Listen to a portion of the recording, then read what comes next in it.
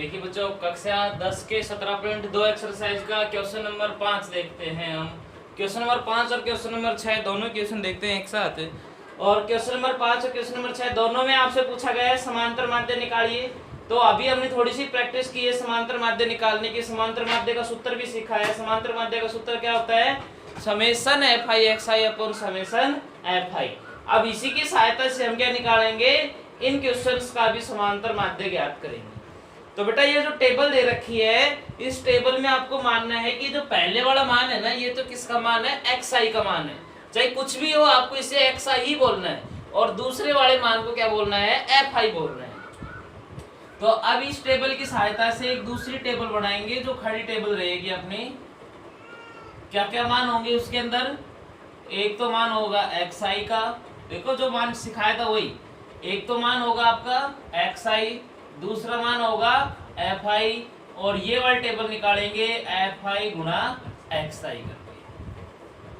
तो एक्स आई का मान क्या क्या होगा? देखो एक्स आई के मान रख देते हैं 1, फिर क्या है 2, 3, 4, 5,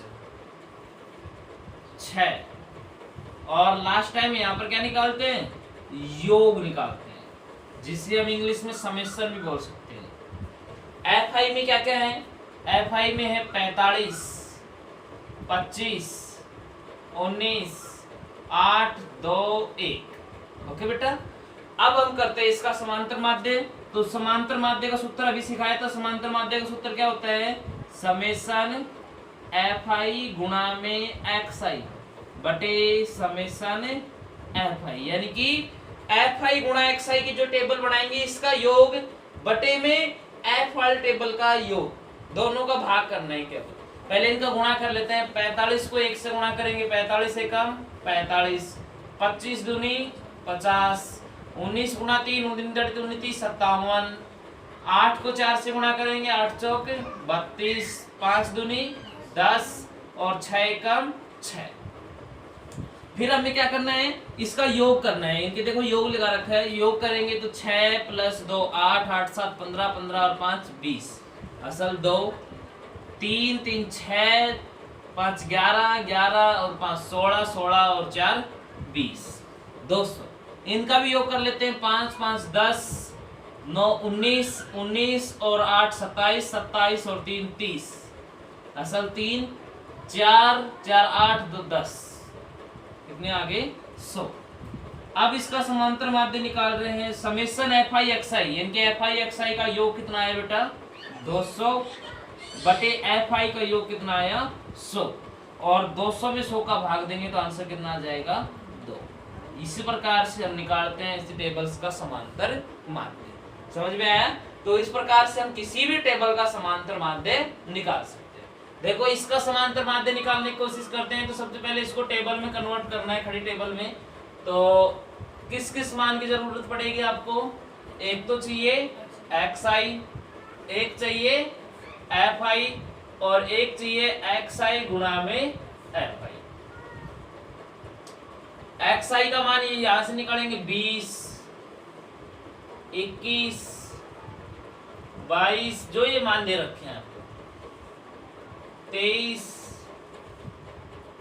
24, 25,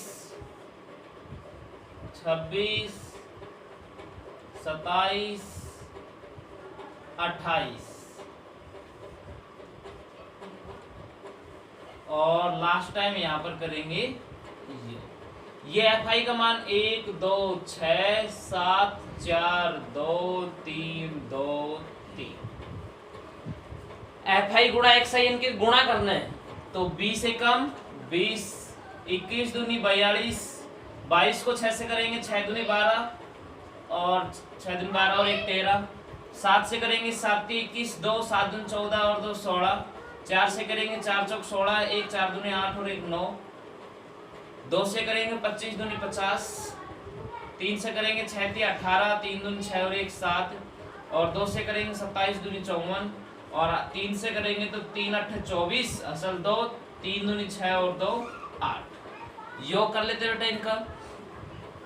3 + 2 5, 3 + 2 5, 5 5 10, 4 14, 14 और 7 21, 21 और 6 27, 27 28 29 और 1 30। इनका योग कर लेते हैं। 4 4 8 8 16 16 और 6 22, 23 24 25 25 26 27। असल लगे 2 योग 10 15 22 27 27 और 9 36, 36 और 6 42 45, 45 और 6 51। असल 5 6 7 717। अब हम समांतर माध्य निकालेंगे। समांतर माध्य का सूत्र होता है समेशन Fi गुणा में xi बटे समेशन Fi। समेशन Fi गुणा xi यानी कि xi और Fi का जब आप योग करते हो तो योग कितना आया था अपना 717 और इधर का योग कितना आया है 30। आंसर निकाल लेंगे। केवल आप डिवाइड डायरेक्ट भाग कर दिया करो भाई। 717 को भाग करेंगे कितने से 30 से, तो 30 दूनी 60, बचे कितने 11। आगे से उतार लेंगे 7, तो 30 तिया 90, बचे कितने 27, दशमलव लगा देंगे हो गए 270 और 30 90 270। तो इसका आंसर कितना आ जाएगा बेटा 23.9। इस प्रकार से किन्हीं भी संख्याओं का समांतर माध्य निकाल सकते हैं।